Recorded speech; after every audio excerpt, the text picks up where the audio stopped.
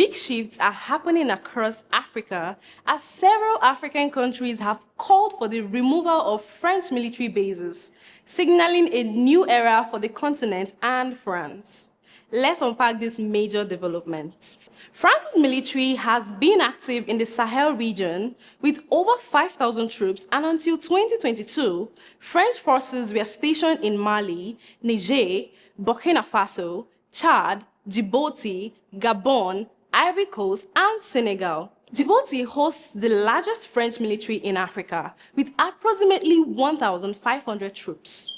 However, growing anti-French sentiments from countries like Mali, Burkina Faso, and recently Niger have led to the termination of agreements asking French troops to leave.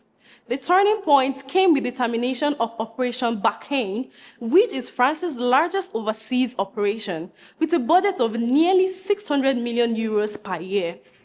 This operation was a counter-insurgency mission launched by France in 2014 to combat Islamist militants in Africa's Sahel region.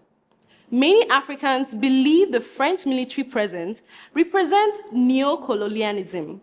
In addition to that, there were accusations of France's failure to combat insurgencies and interference in the domestic affairs.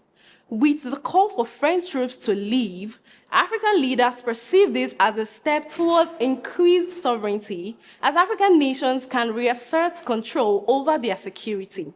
It would also be an avenue to rethink security, since there will be room for regional solutions like ECOWAS interventions.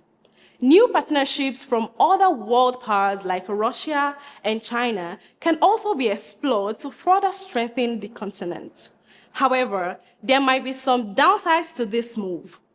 During the transition, insurgencies by groups like ISIS and Al-Qaeda could escalate. There is also the fear of economic strain, as France contributes millions annually to stabilize these regions. And then, there is uncertainty about whether the regional forces have the needed resources to effectively replace French troops. For Gabon, defense agreements with France remain intact for now, but time will tell if public opinion will sway this decision. For France, this signals the end of its stronghold in Africa and raises questions about its global influence. For Africa, it's a bold step towards self-determination, but also a test of its readiness to tackle complex geopolitical challenges independently. What do you think about these changes? Let us know in the comments.